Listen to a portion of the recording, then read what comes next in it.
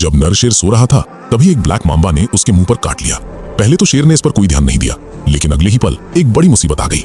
अचानक उसके मुंह से झाग निकलने लगा और उसे जोरदार दौरे पड़ने लगे। उसके अंग उसकी मर्जी के मुताबिक काम करना बंद कर चुके थे और वो तुरंत जमीन पर गिर पड़ा।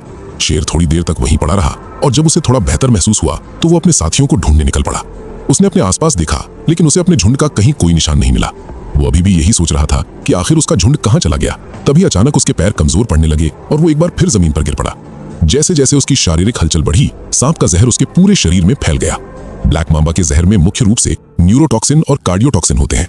ये जहर मांसपेशियों में मौजूद एसिटाइलकोलिन रिसेप्टर्स से जुड़कर न्यूरोमस्कुलर संकेतों के संचार को रोक देता है, जिससे तंत्रिका तंत्र के आदेश मांसपेशियों तक नहीं पहुंच पाते और शेर का पूरा शरीर लकवाग्रस्त हो जाता है।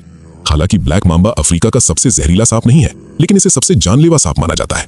इसका एक ही डंक 120 मिलीग्राम तक जहर छोड़ सकता है, जो 1 दर्जन से ज्यादा इंसानों को मारने के लिए काफी है। यही है ब्लैक मांबा की खौफनाक ताकत। शेर थोड़ी देर जमीन पर आराम करता रहा और जब उसे थोड़ा बेहतर महसूस हुआ तो उसने अपने झुंड को ढूंढना फिर से शुरू कर दिया। लेकिन दुख की बात यह थी कि जहर के असर से उसके अंग पहले ही लकवाग्रस्त हो चुके थे, जिससे उसके लिए चलना फिरना बेहद मुश्किल हो गया था। अगर जंगली कुत्तों के किसी झुंड की नजर उस पर पड़ जाती तो वे उसे जरूर ही नोच नोच कर खा जाते, भले ही जहर से उसकी जान न जाती। उसके बचने का एकमात्र जरिया यही था कि वो किसी तरह अपने झुंड तक पहुंच जाए।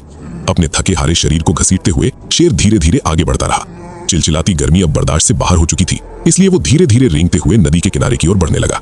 जैसे जैसे उसकी शारीरिक मेहनत बढ़ती गई, जहर उसके पूरे शरीर में और भी तेजी से फैलता गया। उसका हर एक कदम एक बहुत बड़ी चुनौती थी और कुछ ही कदम की दूरी तय करने में उसे 10 मिनट से भी ज्यादा का समय लग गया। इसके बावजूद शेर ने हार नहीं मानी। अपने अटूट इरादों की बदौलत वो आखिरकार नदी के किनारे तक पहुंच ही गया। थोड़ा पानी पीने के बाद शेर की हालत में काफी सुधार नजर आया। वो उठकर बैठ पाया था और उसके शरीर में होने वाली ऐंठन भी बंद हो गई थी। ये मानकर कि शेर अब पूरी तरह ठीक हो गया है, फोटोग्राफर ने ड्राइवर को वापस लौटने का निर्देश दिया ताकि वे जाकर दोपहर का खाना खा सकें।